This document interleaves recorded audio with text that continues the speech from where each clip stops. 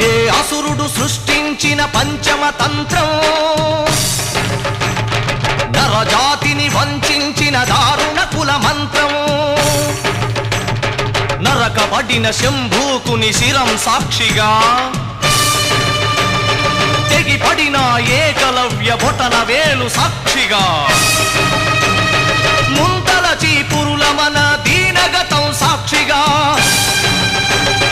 ప్రశ్నించిన ప్రతి చోట మహారక్త క్షేత్ర